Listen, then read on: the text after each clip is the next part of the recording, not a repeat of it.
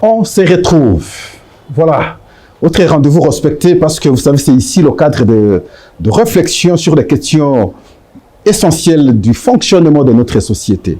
Pas ailleurs, ici. Nous disons bien, pas ailleurs, c'est d'abord ici. Aujourd'hui, nous abordons une question en rapport avec la question militaire, la détermination de la République démocratique du Congo, notre pays. Nous y arriverons. On parviendra à dénicher ou sinon à détecter tous les traîtres, tous les infiltrés. Nous y parviendrons. L'armée a été largement infiltrée. Aujourd'hui, on est plus que déterminé. 431 militaires, sous-lieutenants. Aujourd'hui, ils sortent d'une bonne formation à l'EFO, à Kananga.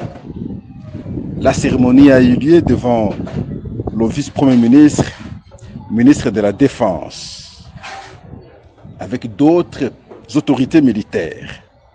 Le chef d'état-major présent lui aussi. Tout sous orientation du commandant suprême, le président de la République, Félix Antoine Tshisekedi. On est sûr qu'on va arriver. On est très sûr qu'on résoudra le problème. Le pays a été longuement infiltré, depuis longtemps infiltré. C'est aujourd'hui que nous sommes en train de prendre conscience. On va arriver, suivant l'élément. Ils sont 55 sous-lieutenants issus de la 35e promotion ordinaire et 376 de la 18e session spéciale. Parmi eux se trouvent 16 centrafricains. Ils ont tous prêté les serments de loyauté et de fidélité à leur pays respectif. Plusieurs temps forts ont marqué cet événement. D'abord, la proclamation des résultats suivis du port des insignes des grades de sous-lieutenant et la prestation du serment de l'officier. Le président de la République, commandant suprême des forces armées, je jure fidélité à la République démocratique du Congo, obéissance à la Constitution et aux lois de la République, de défendre la patrie avec honneur, dignité et discipline jusqu'au sacrifice suprême. Je prends acte de votre prestation de serment en qualité d'officier des forces armées de la République démocratique du Congo. Mes très sincères félicitations. La prise d'armes marquant la clôture de la session de formation et de l'année académique a été présidée par Jean-Pierre Bemba Gombo, vice-premier ministre, ministre de la Défense nationale et des anciens combattants, en présence du général d'armée Thioué Songesa Christian, chef d'état-major général de FARDC. À cette occasion, Jean-Pierre Bemba a souligné l'importance accordée par les gouvernements à la formation militaire et à la professionnalisation de l'armée. Il les a exhortés à contribuer efficacement à la pacification du pays confronté aux nombreux défis. Avant de m'étendre sur le bien fondé de l'événement de ce jour, il me semble opportun de rappeler que les FARDC sont une armée professionnelle et qu'il en va sans dire que la formation est le premier pilier, qui puisse être celle des officiers. Ne dit-on pas que la grandeur d'une nation dépend de la qualité de ses officiers? C'est donc un moment historique dans la vie d'une armée. C'est un symbolique.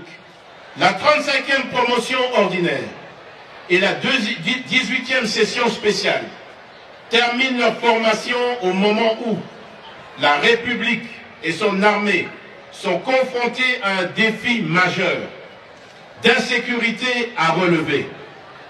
Oui, le pays fait face à un conflit armé de haute intensité.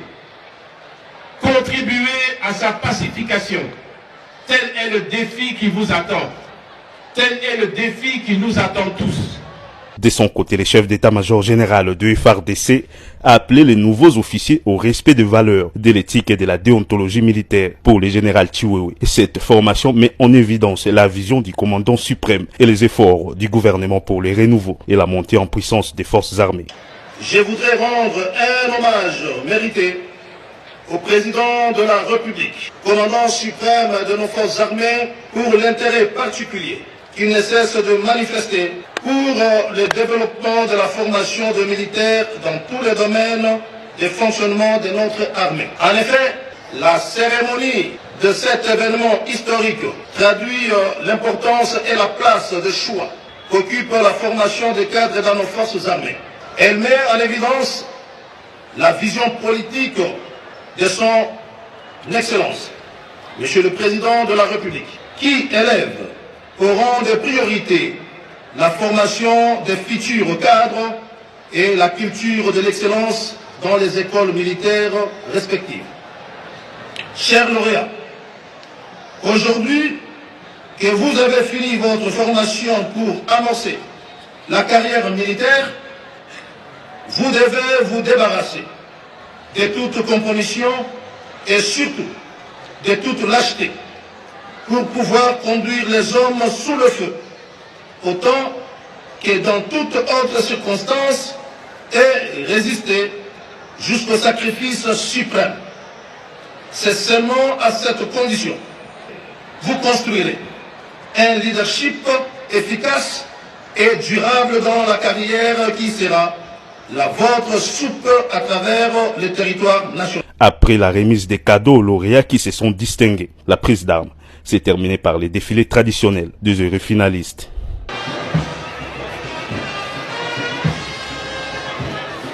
En tout cas, merci beaucoup.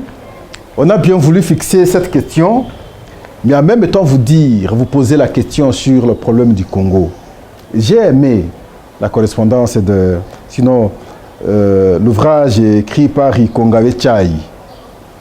La crise congolaise est-elle surmontable? La mise en perspective stratégique des outils nécessaires pour reconstruire la République démocratique du Congo. L'ouvrage est là. Est-ce que cette crise est-elle surmontable? Nous disons oui, la crise est surmontable. La crise est surmontable. Mais question que nous soyons à mesure d'identifier la crise en question. Que ce soit sur le plan sécuritaire. J'ai aimé ici parce que toutes les références sont là. Prochainement, nous allons en tout cas exploiter